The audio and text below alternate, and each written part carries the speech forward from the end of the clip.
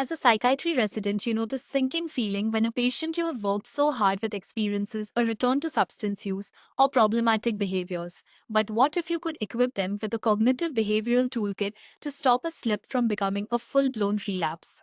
Today, we are breaking down relapse prevention guidelines specifically tailored for your clinical practice. Relapse prevention is not just about telling patients to stop, it is a proactive approach to identify high risk situations before they happen.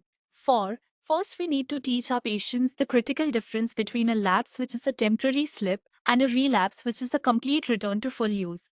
Helping them see that a lapse does not equal total failure is crucial for keeping them engaged in treatment.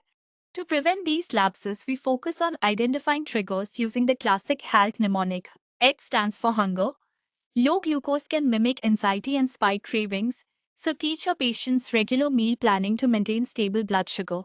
A is for anger. You must help them address underlying frustration and resentment by practicing emotional regulation and assertive communication. L is for loneliness. Addiction isolates people, so your goal is to help them reduce that isolation by reaching out for support and rebuilding community connections. Finally, T is for tired. Fatigue heavily reduces executive function and weakens impulse control, so prioritizing healthy sleep hygiene is non negotiable.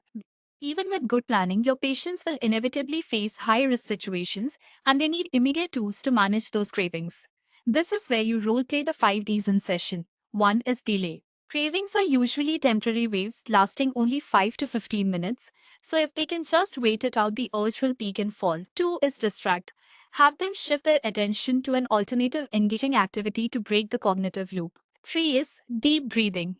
This directly activates the parasympathetic nervous system to reduce their physiological arousal. 4 is drink water. The goal here is to create a contrasting physical sensation that disrupts their focus on the craving. And 5 is discuss. Encourage them to talk to a sponsor, a trusted support person, or you as their provider about what they are feeling.